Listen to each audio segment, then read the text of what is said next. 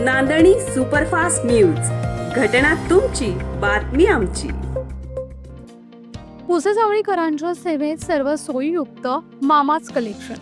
लहान मुलांचे fancy dress, fancy frock, fancy pant shirt, fancy साड्या, फॅन्सी शूटिंग शर्टिंग आणि लग्न बसण्यासाठी प्रशस्त बैठक व्यवस्था, तसेच भव्य साडी विभाग. तर आता खरेदी लग्न बसण्याची आणि अहिराची करा होलसेल दरात. मामाच कलेक्शन. आमचा पत्ता बुधवार पेठ, पुसेसावळी. अधिक माहितीसाठी संपर्क 9423264668. सध्या हायटेक शेतीचा जमाना असून शेतीसाठी आता सर्रासपणे ट्रॅक्टरचा उपयोग केला जातो. परंतु या हायटेक जमान्यात आहे बैलांना सांभाळणे व बैलांच्याकडून पारंपरिक शेती करून घेणे सध्याच्या युगात एक आव्हानच मानले जाते. आणि हे आव्हान पेललेले आहे विखळे गावचे भगवान देशमुख यांनी.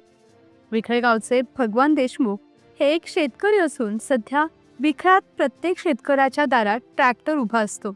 परंतु भगवान देशमुख यांनी आपल्या पिढीजात बैलांची शेती करण्यात धन्यता मानली असून त्यांच्याकडे बैलजोडी असून त्या बैलजोडीकडूनच ते पूर्ण शेती करतात. गेली 10 वर्ष झाले ते आपल्या राहत्या घरापासून जवळपास 3.5 ते 4 किलोमीटर असणाऱ्या शेतामध्ये बैलगाडीतूनच प्रवास करत असतात. एके दिवशी गाडीला बैल जुंपून शेताकडे जात असताना अचानक त्यांना काही काम आठवले आणि ते घरात गेले. घरातून परत येऊ पाहता तर बैलगाडी रस्त्यावर त्यांना दिसून आली नाही. थोडासा त्यांना धक्का बसला, परंतु शोधाशोध केली असता त्यांचे बैल गाडीचा त्यांच्या शेतात जाऊन थांबलेले त्यांना आढळून आले आणि त्यातूनच त्यांचा रोजचा प्रवास सुरू झाला. आजही बैलांना गाडीला जुंपलं की ते स्वतःहून 3.5 ते 4 किलोमीटर रस्ता पार करत शेतातल्या ठिकाणी जाऊन थांबतात आणि मालक भगवान देशमुख पाठीमागून स्वतःच्या 2 व्हीलरवर शेताकडे रवाना होतात. या काळातील ही एक आश्चर्याची बाब म्हणावी लागेल. कोणतंही प्रशिक्षण न देता बैलांच्यावर अगदी मायेनं प्रेम करणारे भगवानराव देशमुख यांची ही बैलजोडी सध्या भागात चर्चेचा विषय बनलेली आहे. प्रतिनिधी मारुती पवार. माझं नाव बकानाबासाहेब देशमुख, विखळे राहणार. पूर्वीपासून शेती करतो. शेती करत करत जनावरं 4 किलोमीटर अंतरावर शेती आहे.